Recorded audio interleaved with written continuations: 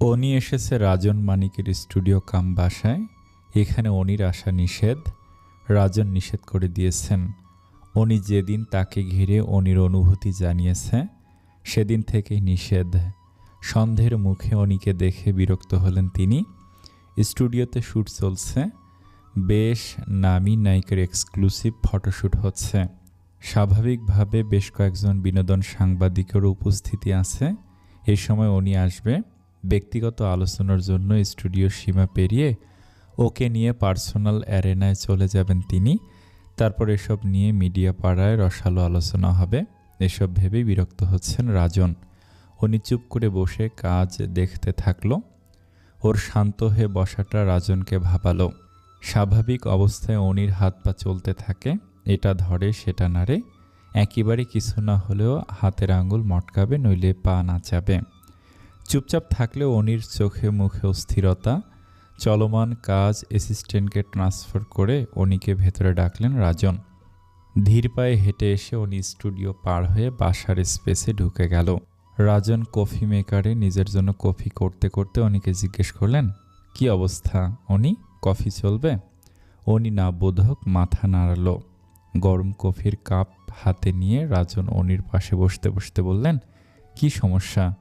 এখানে আসতে আমি মানা করেছি না? প্লিজ আজ না। অনি কেঁদে ফেলল। রাজন বুঝলেন কোনো গুরুতর সমস্যা হয়েছে। অনি অকারণে কান্নাকাটি করা টাইপ মেয়ে না। ফ্রিজ থেকে দুটো বরফের টুকরো নিয়ে এক গ্লাস পানিতে ছেড়ে দিয়ে অনির হাতে দিলেন। অনি এক নিঃশ্বাসে পানিটা শেষ করে বলল, আপনি কাজ শেষ করে আসুন, আমাকে তাড়া দেবেন না। তাড়াতাড়ি বলা সম্ভব না, আমি অপেক্ষা করছি। বাকিটা ওরা করে নিতে পারবে, তুমি বলো। ইমরান এসেছে। ইমরান মানে তোমার এক্স হাজব্যান্ড, তাই তো? সে দেশে ফিরেছে, সেটা তো আগেই শুনেছি। নতুন করে কি হলো? উনি এক্স থেকে প্রেজেন্ট হয়ে গেছেন এখন। মানে? বুঝিনি, বুঝিয়ে বলো। উনি বলেছেন আমাদের তালাক টালাক কিছু হয়নি। যে কাগজে তালাকের জন্য সইটই নিয়েছিলেন সেটা নাকি ফেরত নিয়েছিলেন, তালাক হয়নি। বাহ, ঝামেলার ব্যাপার তো। তোমরা ডিভোর্স সার্টিফিকেট তোলনি? না, কখনো প্রয়োজন হয়নি তো। কি বলো? আচ্ছা বেশ, তো এখন কি বলতে চান ভদ্রলোক? আমি জানি না। উনি আবার কেঁদে ফেলল। উনি শান্ত হও, না কেঁদে বলো সবটা। আর আমি কিভাবে সাহায্য করতে পারি সেটাও বলবে। তুমি জানো, পেশাগত কোনো দুর্নীতির আশ্রয় না নিতে হলে আমার সব রকম শক্তি দিয়ে আমি তোমার পাশে আছি সব সময়। অনির হাত চেপে ধরে আশ্বাস দিলেন রাজন মানিক। অনি ফ্লোরের উপর বসে পড়ে, বিছানার উপরে মুখ ঠেকালো। উদাস হয়ে বলল, ওরা এখন আমার মায়ের বাসায়। ওরা কারা? ইমরান, তার বাবা মা, আরও কারা কারা আমি জানি না। আচ্ছা বুঝলাম সেটাও, কিন্তু কেন, কি চান তারা? যে বিয়েটা ভাঙেনি সেটা আবার জোড়া দিতে চান। চিন্তায় পড়ে গেলেন রাজন মানিক। 2 মিনিট চুপ থেকে উনিকে বললেন, তুমি কি চাও? উনি 2 চোখ মেলে তাকালো রাজনের চোখের দিকে সরাসরি। তারপর বলল, এই কথাটা আপনি জানতে চাইছেন? আপনি জানেন না আমি কি চাই, কাকে চাই? আমি তো স্পষ্ট করেই বলেছি, বারবার বলেছি। সেটা নিয়ে আমিও কোনো অস্পষ্টতা রাখিনি। উনি কি বলতে চান? আমাকে কোনোভাবেই ভালোবাসবেন না আপনি? কোনো দিন ভালোবাসবেন না? আমি তোমাকে ভালোবাসি, কিন্তু তুমি যেভাবে ভাবছ সেভাবে হয়তো না। আমার ভালোবাসা প্রেম না, এটার নাম স্নেহ। সুন্দরতম ভালোবাসা। স্নেহ নিম্নগামী হয় সর্বদা। বয়সে অনেক ছোট তুমি, আমি একা মানুষ, নিঃসঙ্গ। তোমার সঙ্গ আমাকে আনন্দিত করেছে, পূর্ণতা দিয়েছে। এই ভালোবাসাটা শুধু স্নেহ, শুভেচ্ছা। তোমার ভালো চাই আমি সর্বকরণে। এই অনুভূতিটুকুই আছে শুধু তোমার জন্য, আর কিছু নেই। এখন তোমার জীবনে এই জটিল হিসাব মেলাতে গেলে আমার অংশটুকু তোমাকে বাদ দিয়ে এগোতে হবে। আমাকে ভেবে ইমরান সাহেবকে ফিরিয়ে দিলে এমনটা না হয় পরে তুমি অনুতাপ করছো। অনুতাপ কেন করব? অনুতাপ কেন করবে? ভালো প্রশ্ন। আমি সবসময় ফিল করেছি যখন তুমি ইমরান সাহেবের কথা বলতে, তোমার পাস্ট নিয়ে বলতে, আমার মনে হতো তুমি তাকে ভালোবেসেছ, আর সেই ভালোবাসাটা তোমাকে ছেড়ে যায়নি কখনো। আসলে কী হয় ব্যাপারটা জানো নি? ভালোবাসার মানুষগুলো আমাদের পরিত্যাগ করে, মানুষগুলি শুধু আমাদের ছেড়ে যায়। মাঝখানে যে ভালোবাসাটুকুন থাকে সেই ভালোবাসা কিন্তু ঠিকই অবিকৃত রয়ে যায়। আমরা ভালোবাসাগুলোকে ছাড়তে পারি না, কখনোই পারি না। হেঁটে গিয়ে করিডোরের ফ্রেমগুলোতে আঁটা ছবিগুলোর সামনে গিয়ে দাঁড়ালেন রাজন মানিক। অনি এসে তার পেছনে দাঁড়ালো। এটা মিথ্যে, আপনি জানেন আমি শুধু আপনাকেই ভালোবাসি। সেটারও ব্যাখ্যা আছে আমার কাছে। ব্যাখ্যা আছে? হ্যাঁ, বলি শোনো। ইমরান সাহেব তোমাকে ছেড়ে চলে গেলে তোমার মনে একটা বিরাট শূন্যতা তৈরি হয়। তুমি তো সাকসেস পাওয়ার জন্য, ফেম পাওয়ার জন্য উঠে পড়ে লেগে গেলে। পেয়েছো কিছুটা, নিজের নাম হলো, পরিচয় হলো, ইনকাম করতে পারছো। কারো ওপর ডিপেন্ডেন্ট নও এখন। মনের খালি জায়গাটা কিন্তু অপূর্ণই থেকে গেল। তখন তুমি আমাকে পেলে, এমন একজন যে তোমাকে চাইছে না, ইমরান সাহেবের মতো। ইমরান তোমার ধরাছোঁয়ার বাইরে, কিন্তু রাজন মানিক না গেলে তো তুমি আমাকে পাওয়ার জন্য মরিয়া হয়ে উঠলে। আমি ইমরান সাহেবের সাবস্টিটিউটের রোল প্লে করলাম তোমার জীবনে। ব্যাস। না, শুধু এটাই আমার প্রতি তোমাকে দুর্বল করেনি। তোমার জীবনে আমি এসেছিলাম খুব অন্ধকার একটা সময়ে। তোমার জীবনের সবচেয়ে অন্ধকার সময়টাতে ইমরান সাহেব ডিভোর্স দিয়ে চলে গেছে। চারিদিকে নিন্দামন্দ শুনছ। মডেলিংয়ে আসলে কিন্তু কাজ পাচ্ছিলে না। সেজনের অনাকাঙ্ক্ষিত খারাপ ব্যবহার, আর তোমার পরিবার তোমাকে মাথার ওপর থেকে হাত সরিয়ে নিল। সেই অন্ধকার রাতে আমি তোমার আশ্রয় হয়েছিলাম। স্বাভাবিকভাবেই আমাকে দেবতা জ্ঞানে তুমি আর্চনা শুরু করলে। এটা প্রেম নাওনি, শ্রদ্ধা। এটা ভুল, মিথ্যে কথা। হতেও পারে ভুল। আমি হিউম্যান সাইকোলজি পড়িনি কোনো দিন। আমার কাজ মানুষের সুন্দর চোখ মুখের অভিব্যক্তি নিয়ে। কাজ করতে করতে মাঝে মাঝে চোখটা ফোড়ে ফেলি। ভুল পড়ি কিনা জানি না। আমি কি করব এখন? এই যে দেখো, তুমি দ্বিধায় ভুগছো। আমার কাছে জানতে চাইছো কি করবে। এটাই বলে দেয় তুমি দোলাচলে আসো। চেতনার চাইতে অবচেতন কখনো কখনো বেশি শক্তিধর হয়ে যায়। সেটা তুমি কি করবে সেই সিদ্ধান্ত হয়তো তোমার অবচেতন অনেক আগেই নিয়ে রেখেছে। তুমি সেটা স্বীকার করতে চাইছো না। আমার চেতনা বা অবচেতন যেটাই বলেন না কেন, সব জায়গা জুড়ে আপনার বসবাস। হবে হয়তো, হয়তো না। নিজেকে স্থির করো। পুরনো সব ভুলে আজকের অনি হয়ে সিদ্ধান্ত নাও। দ্বিধা দূর করো। দ্বিধার জায়গাটাই কিন্তু নেই। দুটো অপশন নেই কিন্তু তোমার কাছে, রাজন নাকি ইমরান। এমন না কিন্তু ব্যাপারটা, মোটেও তা না। ইমরান অথবা ইমরান না, এটা তো অনেক আগে থেকেই আমি জানি। হ্যাঁ, তবে তখন পরিস্থিতি আলাদা ছিল, এখন অন্যরকম এসে দাঁড়িয়েছে। ঘৃণা, রাগ, অপমান, কষ্টগুলোকে একপাশে রেখে ভাবো, ভেবে সিদ্ধান্ত নাও। রাগ বা কষ্টগুলো কি মূল্যহীন অনুভূতি? না, তা নয়, কিন্তু এরা সিদ্ধান্তকে প্রভাবিত করে। 100টা কারণ আছে ইমরান সাহেবকে জীবন থেকে বাদ দিতে, কিন্তু এমন একটা কারণও তো থাকতে পারে যেটার জন্য ভবিষ্যতে কোনো একদিন মনে হতে পারে যে তাকে একটা সুযোগ দিলে সে একজন চমৎকার জীবনসঙ্গী হতে পারত। একটা কারণ কি 100টা কারণের চাইতে পাল্লায় ওজনদার হতে পারে? হ্যাঁ পারে। মনে করো বছর 10 পরে এই একটা কারণের জন্য তোমার অনুতাপ হলো। তুমি ভাবলে ইমরানকে বেছে না নেওয়াটা একটা ভুল সিদ্ধান্ত হয়েছিল। এই একটা কারণই তখন অনেক বেশি ওজনদার মনে হতে পারে। তাই এখন তুমি খুঁজে বের করবে এমন একটা কোনো ভালো ব্যাপার তার ভেতর আছে কিনা, যার জন্য তাকে একটা দ্বিতীয় সুযোগ দেয়া যায়। যদি পাও তবে তুমি তোমার মতো করে সিদ্ধান্ত নিও। অনিকে কনভিন্স দেখালো। রাজন মানিক আবার বললেন, তবে ভাবতে হবে সব দিক বন্ধ করে, সব অপশন বাদ দিয়ে।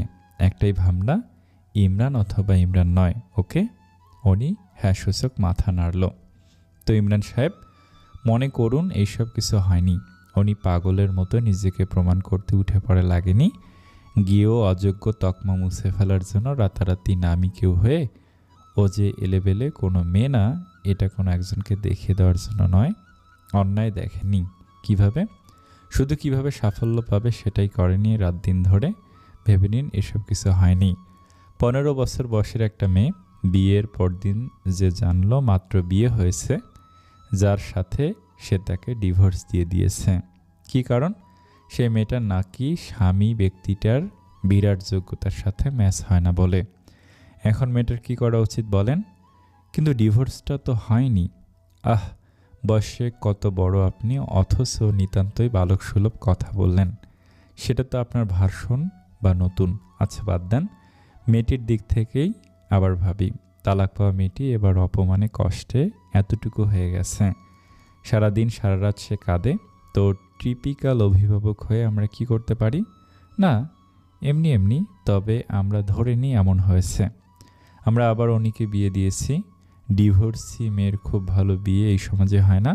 দায় সারা খুব সাধারণ একটা ছেলের সাথেই বিয়ে দিলাম। ধরি সেই ছেলেটার আগে বিয়ে আছে, বউ সেরে গেছে বা মরে গেছে, একটা দুটো ছেলে মেয়েও আছে। যাই হোক, ধরে নেই এমন একজনের সাথে অনির আবার বিয়ে দিয়েছি আমরা। শুরুতে মানিয়ে নিতে কষ্ট হয়েছে। একসময় দুজনের ভেতর ভালোবাসা হয়ে গেছে। কতদিন? ধরেন বছরখানেক সময় দিলাম ওদের প্রেম হতে। লম্বা সময় মনে হচ্ছে। অসুবিধা নেই, আমাদের হাতে 5 বছর আছে। 1 বছর দিলাম ওদের দাম্পত্য তৈরি হতে। বাকি রইল 4 বছর। এই 4 বছরে অনির একটা বা দুটো বাচ্চা হওয়ার কথা। অসম্ভব না তো, কি বলেন ভাই? তো এখন আপনি এসেছেন এটা বলতে যে অনি আপনার বউ। এখন আমাকে বলেন 2 বাচ্চার মা যে, সে কিভাবে আপনার বউ হয়? অনেক গালাগাল অভিশাপ খেয়ে আমার বোনটা নিজের মতো একটা রাস্তায় হেঁটেছে বলে আজ ওকে আপনি বউ বলতে এসেছেন। সত্যি যদি ও খুব সাধারণ মেয়ে হয়ে থাকতো, 2টো বাচ্চার মাকে এখন আপনি নিতে আসতেন, বউ বলে দাবি করতে আসতেন? আপনার নিজের কানেই কি হাস্যকর অবান্তর শোনাচ্ছে না? আমার দিকটাও একটু শুনতে হবে প্লিজ। ইমরান চোখ বন্ধ করে বলল। পরশ হাসল, হাসি মুখে বলল, আচ্ছা বেশ, শুনি আপনার কথা। আমি জানি আমার ভুল হয়েছে। আমার জায়গায় এসে একবার ভাবুন। বিয়েটা একরকম জোর করেই হয় আমার অন্যায় হয়েছে। আমি স্বীকার করছি অনেক বড় অন্যায় হয়েছে আমার। কিন্তু নিজেকে আমার জায়গাটাতে দাঁড় করেন একবার। আপনার মতো করেই বলি, ধরেন আপনি বিয়ে করতে চাইছেন না। আপনি জানেন বিয়ে করলেই আপনার কেরিয়ার শেষ, স্বপ্ন শেষ, জীবন শেষ। আপনাকে জোর করে বিয়ে করানো হলো। আপনি হলে কি করতেন? আমি জানি না অন্য কেউ হলে কি করতো, কিন্তু আমার সব রাগ অনির ওপর গিয়ে পড়েছিল। ওকে অসহ্য লাগছিল, শুধু ওর খুদ ধরা পড়ছিল চোখে। ওই সময় ডিভোর্সটা ছাড়া আর কোনো পথ পাচ্ছিলাম না। আগের দিন মার খেয়ে ফুলে থাকা ঠোঁট দুটো টিপে ধরে জোরে মাথা নাড়ল ইমরান। সবাইকে আমার শত্রু মনে হচ্ছিল তখন।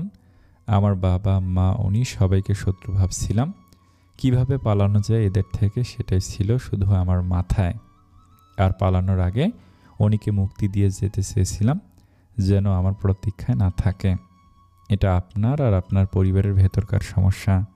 আমাকে শেষ করতে দিন প্লিজ। আচ্ছা, শেষই করেন আপনি।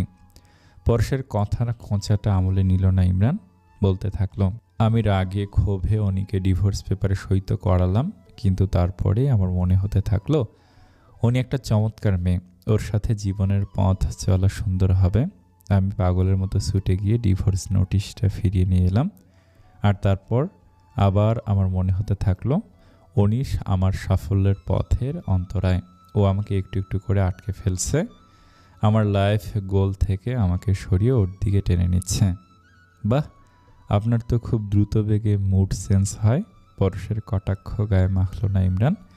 মাথাটা নিজের কাঁধে হেলান দিয়ে দেয়ালের দিকে তাকিয়ে বলতে থাকলো, আমি অনিকে বললাম না আমাদের তালাক হয়নি, তাহলে স্ত্রী হিসেবে ও নিজের অধিকার প্রতিষ্ঠা করতে চাইতো। আমিও স্বামিত্বের বৈধ দাবি নিয়ে ওকে নিজের সাথে আটকে ফেলতাম। আমরা হয়তো খুব কাছাকাছি এসে যেতাম।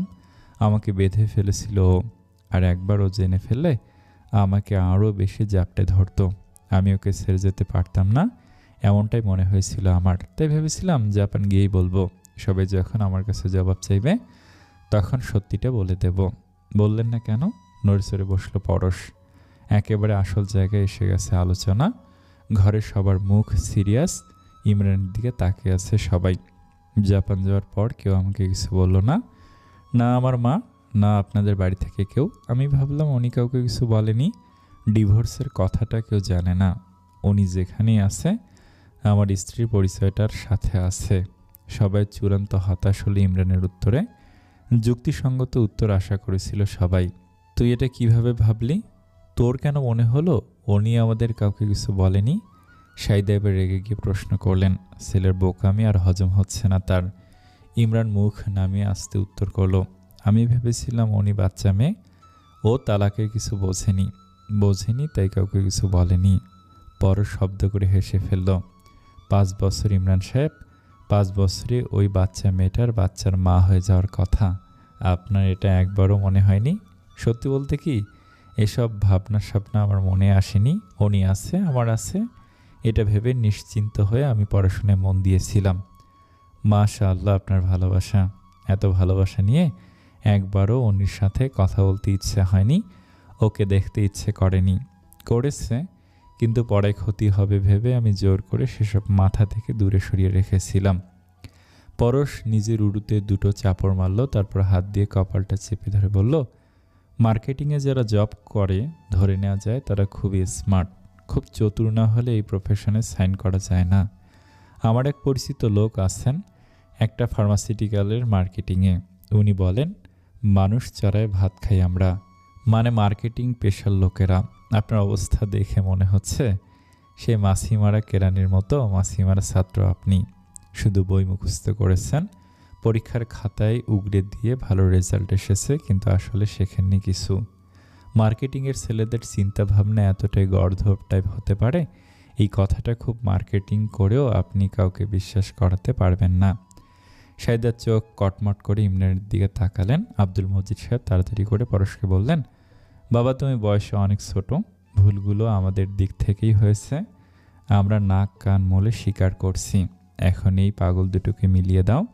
আর যাই হোক, আল্লাহর কালাম সাক্ষী করে করা বিয়েটা তো বলবৎ আছে। করজোর করলেন ভদ্রলোক। পরশ খুব শ্রদ্ধা করে এই লোকটাকে। তাড়াতাড়ি করে বলল, প্লিজ শোনমিয়া, এভাবে বলবেন না, আমি বরং মাফ চাইব। ইমরান সাহেবের সাথে গতকালের আচরণটা ঠিক ছিল না আমার, কিন্তু আমার জায়গায় অন্য যে কেউ থাকলে একই কাজ করতো সম্ভবত। পরিস্থিতি তরল হয়ে এলো। ইমা আরেকটু সহজ করতে পরশকে উদ্দেশ্য করে বলল, তো বেঈমশাই, আমরা বিয়ে খাচ্ছি কবে? তোমার 2 বোনের ননা স্বামী, আমাকে কিন্তু ডিজাইনার লেহেঙ্গা দিতে হবে। পরশ সোজা হয়ে বসল। খুব সহজে অনির এতদিনের কষ্ট ভুলে যাওয়ার বান্দা সে নয়। সহজ করেই বলল, একটা বড় সম্ভাব্য দুর্ঘটনার কথা তো আমি বলিনি। কি? ইমরান ভয়ে ভয়ে জানতে চাইল। আমার বোনটা মডেলিংয়ে কেন নেমেছে, কেন নাটক সিনেমা করতে চায়, এসব নিয়ে প্রচুর কটু কথা শুনেছে। আমার মা ওকে দুপুর রাতে ঘর থেকে বের করে দিয়েছে। ও খারাপ হয়ে গেছে, ও নষ্ট হয়ে গেছে, বহুগামী হয়েছে, এই টাইপ খুব নোংরা নোংরা কথা শুনতে হয়েছে ওকে।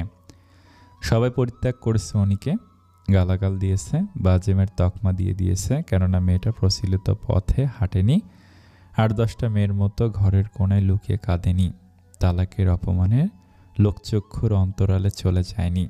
কিন্তু ও যদি খুব সাধারণ মেয়ের মতো হতো, ওর জন্য যা স্বাভাবিক সেটাই করতো, তবে সিনারিটা কেমন হতো জানতে চান? সবার দিকে একবার তাকায় পরশ, তারপর বলে, হয়তো গলায় দড়ি দিত মেয়েটা, নইলে আগুনে ঝাঁপ দিত। সবার আতঙ্কিত চোখের দিকে তাকিয়ে পরশ বলল, ইমরান সাহেব, আপনার এক একটা ডিগ্রি অর্জনের পথ থেকে তো মেয়েটা সরে গেল, মরে গেল। এখন বলেন, মরে যাওয়াটা যদি সত্যি হতো, তবে আপনার এই 5 বছর পরের বিশেষ অনুধাবনের কারণে আমি মরা অনিকে কোথা থেকে এনে আপনার সাথে বিয়ের জাঁকজমক করতাম। ইমার দিকে তাকিয়ে বলল, আর তোমাকে লেহেঙ্গা কিনে দেওয়ার উপলক্ষ কিভাবে আসতো ইমা আপু? নিরুত্তর ইমরানের দিকে তাকিয়ে পরশ আবার বলল, আমার বোনটা নিজের একটা জগৎ তৈরি করেছে ইমরান ভাই, তাকে তার মতো থাকতে দেন প্লিজ। আপনার নতুন উপলব্ধির ভালোবাসায় তাকে অতিষ্ঠ করে দিবেন না। মনে করেন উনি মরে গেছে, আসলেই তো সেই উনি অনন্যা, যে সে মরে গেছে নিজের চেষ্টায়, ও অনামিকার জন্ম দিয়েছে। সেদিনের অনন্যার হাজব্যান্ড হওয়ার দাবি নিয়ে আজকের অনামিকার সামনে যাওয়ার দরকার কি? তাকে কেন বিরক্ত করবেন? কিছুক্ষণ সবাই চুপ হয়ে থাকলো। সবাই বুঝে গেছে এখানে আর কিছু বলার নেই, কিছু করারও নেই। উঠে যাবে করছে, এমন সময় ইমরান বলল, আমি এই কথাটা উনির মুখ থেকেই শুনতে চাই। আপনি তো ভাই ভালো ঘাউড়া আছেন, গত রাতে অনিকে ফোন করেছিলেন তো? ও বলেছে আমাকে, আমার তো মনে হচ্ছে উত্তরটা আপনি পেয়েই গেছেন। ইমরান তবুও মরিয়া হয়, ভাই প্লিজ একবার ওর সামনাসামনি হয়ে আমাকে আমার কথাগুলোকে বলতে দিন, একটা সুযোগ করে দিন। ওর উত্তর পেয়ে গেলে ও নিজে আমাকে ফিরিয়ে দিলে আমি কথা দিচ্ছি আমি কখনো ওকে বিরক্ত করব না, প্লিজ। নিজের মা সহ বাসায় উপস্থিত সবার চোখে একই আকুতি পড়তে পারল পরশ। অনির চোখেও একদিন ইমরানের জন্য ভালোবাসা দেখেছিল, সব দিক দিয়ে ভেবে বলল, বেশ, উনিকে বলবো আমি, উনি সময় আর জায়গা জানিয়ে দেবে আপনাকে। ওই 12 জনে খাওয়া মেয়ে নিয়ে আমার এখন সংসার করা লাগবে? কি কপাল আমার, পেটেও ধরেছি সোনার টুকরো ছেলে ফেলে, তাদের পছন্দ সোনা দিয়ে বাধাই করে রাখার মতো। আরে মুখ থেকে যে স্যাপ ফেলে দিছিস, সেই স্যাপ কেউ আর মুখে নেয়? সাইদা আপন মনে বকে চলেছেন, উনিকে নিয়ে মেনে নেওয়া তার পক্ষে কোনোভাবেই সম্ভব হচ্ছে না। পত্রিকা বা অনলাইন প্ল্যাটফর্মে যেসব ছবি আসে উনির, সেগুলো তার দেখার কথা না। ইমরানের তো কিছু যায় আসেই না এতে। বউয়ের নানা ঢঙ্গের ছবি সে সারাদিন চোখের সামনে রেখে দেয়। ইমা আর ইকরাম দুজনেই অনির পক্ষে। ওরা উদর মনস্ক, অশালীন আর আপত্তিকর পোশাক অথবা কাজে সীমা লঙ্ঘন করাকে উদারতার সার্টিফিকেট দিতে রাজি নন সাইদা। তাই ছেলেমেয়েদের সাথে তার মতের মিল হয় না, ওরাও কিছু শেয়ার করে না মায়ের সাথে। আব্দুল মজিদ সাহেব তো একেবারে বোবা হয়ে থাকেন, কোনো মতামত চাইলে হেসে ঠিক আছে বলে দেন সবাইকে। আর রইল সীমা, সেও নিজের বোনের টানে টান, ডিভাইড অ্যান্ড রুল পদ্ধতির অনুসরণে সাইদা চেষ্টা করে যাচ্ছেন অনির প্রতি সীমার নেতিবাচক মনোভাব তৈরি করতে। কিন্তু সীমা তার আকার ইঙ্গিতের কথা ধরতে পারে না সম্ভবত। তাকে মাথা মোটা গালি দিয়ে নিজের পুত্র আর পুত্রবধূ ভাগ্য নিয়ে আরেকবার কপাল চাপড়ান তিনি। টিভিতে ভারতীয় চ্যানেল চলে বলে বাংলাদেশের বিজ্ঞাপন চোখে পড়ে না। উনি নতুন বিজ্ঞাপন অন এয়ার হলে দু একবার কৌতূহলে দেখেছিলেন। বাংলাদেশের স্ট্যান্ডে যথেষ্ট শালীন প্রেজেন্টেশন হলেও সাইদা বলেছিলেন আধা ন্যাংটা। আত্মীয় পরিজনের কাছেও আর মুখ দেখানোর মতো নেই তার। বোনেরা ফোন করে কত কথা শোনাচ্ছে। ছোট বোনের মেয়ে এসেছে বেড়াতে, সে তার মোবাইল থেকে আজ অনির ইনস্টাগ্রাম প্রোফাইল ঘুরিয়ে দেখালো সাইদাকে। এতদিন যে আগুন ধিকি ধিকি জ্বলছিল তা একেবারে দাউ দাউ করে জ্বলে উঠল। ওড়না না রাখাটা যার কাছে বেহায়াপনা মনে হয়, একজন পারফর্মিং মডেলের পেশাদার ফটোগ্রাফি তার কাছে অসভ্যতা আর অশ্লীলতা ছাড়া আর কিছুই না। তিনি সীমার উপর রেগে গেলেন। মনে হলো অনির এই বাড়িতে আসা বা ইমরানের জীবনের প্রত্যাবর্তন করার সেতু হচ্ছে সীমা। সীমাকে বাড়ির বউ করে না নিয়ে এলে, বেলার শিকদারের পরিবারের সাথে সুসম্পর্ক না থাকলে অনিকে সহজেই ছাঁটাই করা সম্ভব হতো।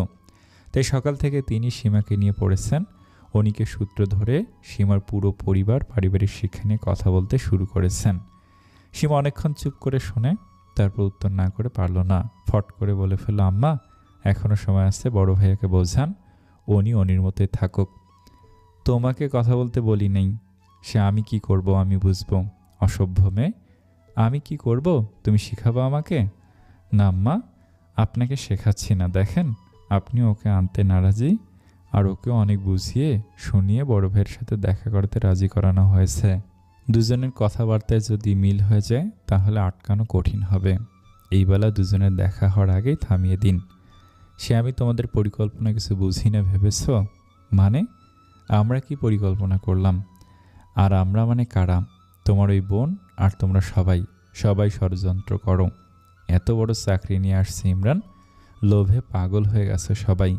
বালি পড়া চিনি পড়া কি যে করেছে কে জানে। হারামজাদা দিনরাত ওই বেহায়ার নাম জপতেছে।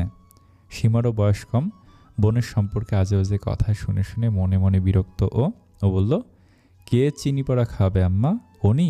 এতদিন ধরে ওকে বুঝিয়ে সুঝিয়ে রাজি করাতে হয়েছে বড় ভাইয়ের সাথে দেখা করতে, কথা বলতে। শব্দ ওর মাথায় কেন চাপান আম্মা?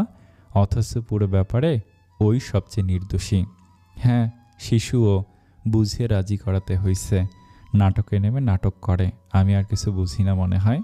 কি বুঝলেন আপনি? এই চোখ নামিয়ে কথা বলো। তোমার বাপের বাড়ি নেই এটা। বড় মাছ পেয়েছো, টোপ দিয়েছো, বোকা মাছ টোপ গিলে বসে আছে, তাও টের পেয়েছো। এখন খেলিয়ে খেলিয়ে তুলছে, সেটাকে আর আমি বুঝি না? বাতাসে চুল পাকেনি আমার। উনি খেলিয়ে তুলছে ভাইকে, তা না হলে এত ঢং কেন এই মেয়ের? বেহায়া নটি। সীমা কথা বলতে চাই এই মিথ্যে দোষারোপের বিরুদ্ধে। ইকরাম দূরে দাঁড়িয়ে ইশারে চুপ থাকতে বলে কাছে ডেকে নেয়। ফেয়ারনেস ক্রিমের বিজ্ঞাপনের শুটিং শেষ হয়েছে, তারপরে অনেকগুলো কাজের অফারও এসে গেছে উনির হাতে। ভীষণ ব্যস্ত দিন সামনে, কাঙ্ক্ষিত সাফল্যের সিঁড়িটা পেয়ে গেছেও। পরশ বলেছিল ওকে অনেক উঁচুতে উঠতে চাইলে নিজের পায়ে সিঁড়ি ভাঙ্গাই সবচেয়ে সহজ, কিন্তু এতে পরিশ্রম সবচেয়ে বেশি। কষ্ট করতে অনির না নেই কোনো। সামনের দিনগুলোতে সময় বের করা হয়তো কঠিন হবে, তাই ইমরানের সাথে দেখা করার জন্য সময় দিয়েছে ও। সীমার যমজ রিমার বিয়ের কথা পাকাপাকি হয়েছে। পান চিনি অনুষ্ঠানে থাকবে অনি। সীমার বিয়েতে থাকেনি নিজে ইচ্ছে করেই। সাইদাবাদ তার পরিবারের মুখোমুখি হবে না বলে। রিমার বিয়েটাও মিস করবে না, বোনেদের বিয়েতে লেহেঙ্গা পরে নাচবে। এই শখ ওর একদম ছোটবেলার। ইকরামের পরিবারও আসবে অনুষ্ঠানে, ইমরানও আসবে। সে তো এখনও বাড়ির জামাই, তাই পলাশডাঙ্গাতেই ওর সাথে কথা বলার সিদ্ধান্ত নিয়েছে ও। বহুদিন পরে গ্রামে এসেছে অনি। সেই বিয়ে খেলাটার পরে একবার এসেছিল। বেলাল শেখদের সবাইকে অনির বিয়ে নিয়ে মুখ খুলতে নিষেধ করে দিলেও ছোট মানুষ অলির মুখ দিয়ে কিভাবে যেন প্রতিবেশীরা জেনে গিয়েছিল। আর যা হয় তাই, কানাকানি, হাসাহাসি, সমবেদনার নামে এটা সেটা জিজ্ঞাসা করা, কাটা ঘায়ে নুনের ছিটা দেওয়ার মানুষের অভাব হয়নি। অনি পাড়া বেরোনি মেয়ে, ঘরে বসে থাকা কষ্টসাধ্য ছিল, কিন্তু ঘর থেকে বেরোলেই শুনতে হতো, এই অনি, জামাই থাকছিল সাথে, তালাক দিল কেন? আগে বিয়ে আছে? তোকে পছন্দ করে নাই? কি করছিলি যে সাথে সাথেই তালাক দিল? বন্ধু যারা ছিল তাদের মায়েরা তাদেরকে নিষেধ করে দিয়েছিল অনির সাথে মিশতে। অলক্ষ্মী, অপয়া, কুফা অনেক বিশেষণ যোগ হয়ে গিয়েছিল ওর নামের সাথে। এবার গ্রামে এসে অন্যরকম লাগছে। অনেক মানুষ আসছে অনিকে দেখতে, ছবি তুলতে। অনির সাথে মেশা, কথা বলার বারণ ছিল যাদের, তারাই অনির সাথে সেলফি নিয়ে ফেসবুকে পোস্ট দিচ্ছে আমার ছোটবেলার বান্ধবী ক্যাপশনে। সুমনার এসব কিছু ভালো লাগছে না, খুব দ্বিধায় পড়ে গিয়েছেন। এতদিন এক মনে চেয়েছেন ইমরান ফিরে আসুক অনির জীবনে, কিন্তু সীমার মুখে অনি সম্পর্কে ওদের শাশুড়ি সাইদার ধারণার বক্তব্য শুনে ভয় পাচ্ছেন। তবে অনি যদি এইসব নাটকের কাজ বাদ দিয়ে দেয়, তবে সাইদা মেনে নিতে পারে অনিকে। কিন্তু অনি শুনবে কি সে জানে না। সুমনাকে জড়িয়ে ধরে আঁচল ধরে বসেছিল অনি। যখন থেকে এসব বোঝানো শুরু করেছেন তিনি, অমনি অনি আর তার সামনেও আসছে না। এতটা খেয়ালি মেয়েকে ইমরান সামলাতে পারবে তো? একমাত্র ইমরানই হয়তো পারবে অনিকে বেপরোয়া জীবন থেকে ফেরাতে। আর দেশেও তো থাকবে না ওরা। ইমরান এত পাশ দিয়েছে কি দেশে থাকার জন্য? ও যে দেশে যাবে অনিকেও সেখানে যেতে হবে। এসব নাটক, সিনেমার ভূত বাপ করে মাথা থেকে নেমে যাবে তখন। দূর থেকে দুটো গাড়ি গ্রামের রাস্তা ঢুকতেই তিনি অনিকে খুঁজতে বেরোলেন। গ্রামে এসে জামা কাপড় পাল্টে গেছে অনির। সাধারণ জামা, সালোয়ার, ওড়না পরেছে, কিন্তু মাথায় কাপড় দেওয়ার কথা বলে দিতে হবে। শ্বশুরবাড়ির মানুষদের সামনে আলগা মাথায় আসা ঠিক না। অনিকে পেলেন পুকুর পাড়ে, বড় ঘাটে না, বড় ঘাটটার একপাশে খেজুর গাছের গুড়ি ফেলানো হয়েছে। পানির লেভেল নিচে নেমে যাওয়ায় সে গাছের গুড়ির ঘাটের সাথে বসলে পানিতে পা অনেকটাই ডুবে যায়। অনি সেখানে বসে আছে পানিতে পা চুবিয়ে। অলি, রিমা, অনির বান্ধবীরা অনেকেই সেখানে আছে। অনি সবার মধ্যমণি হয়ে হাত নেড়ে নেড়ে কথা বলেছে। সুমনার খুব ভালো লাগলো ওকে দেখে। এরকম হাসি খুশি অনিকে অনেকদিন দেখেন না তিনি। এক মুহূর্তের জন্য মনে হলো এই তো ভালো। পরক্ষণে অনিকে ডাকলেন। অনি পানি থেকে উঠে এলে বেশ মিনতি সুরে সুমনা বললেন, মাগো, যা হয়েছে সবার ভুলের জন্য হয়েছে। সেই ভুলের শাস্তি এখন যদি দিতে চাও, তোমার আপনজনেরাও কষ্ট পাবে। মানো যাবে, তুমি এখন আর ছোট না, একটু বোঝো মা, মেয়েদেরকে আল্লাহ সহনশীলা করে পাঠাইছেন, নইলে দুনিয়াতে সংসার, মায়া, মমতা এগুলো কিছুই থাকতো না, সম্পর্ক টিকতো না, মেয়েদের সহ্য শক্তি হইতো না মাটির মতো। দেখো না, এত পড়াইতেছ তবু মাটি টু শব্দটি করে না। মা তো প্রসব বেদনা সহ্য করে মেয়েরাই মা হয়। সন্তান হইতে সময় একজন মা যে কষ্ট সহ্য করে, তার 100 ভাগেরও 1 ভাগও যদি পুরুষ সহ্য করতে হইতো, তাহলে সে আর সন্তানের জন্ম দিত না। তুমি কি বলতে চাও? কিছু না, তোমার যা ভালো মনে হয়, যাতে তুমি সুখী হও সেটাই করবা। শুধু মনে রাখবা, তোমার আজকের সিদ্ধান্তের পরে দুইটা পরিবারের এতগুলো মানুষের আনন্দ আর সুখ নির্ভর করবে। আচ্ছা। অনির সহজ উত্তর বিশ্বাসযোগ্য হলো না সুমনার কাছে। অনির হাত চেপে ধরে বললেন, মাথাটা ঠান্ডা রাখবার, বেয়াদবি করবা না। অনি উত্তর না করলে সুমনা বললেন, ওরা চলে আসলো প্রায়, জামাটা পাল্টে একটা শাড়ি পরে ফেলবা। উনি হেসে ফেললো। হেসে বলল, আম্মু, শাড়ি পরলে পেট দেখা যাবে, কাঁধা দেখা যাবে। অন্যরাও তো পড়ে, আমিও পড়ি মা, কিন্তু এখানে আজ অন্যদের সাথে আমার তুলনা হবে না। অন্যদের জন্য যেটা সহজ সেটা আমার জন্য স্বাভাবিক না।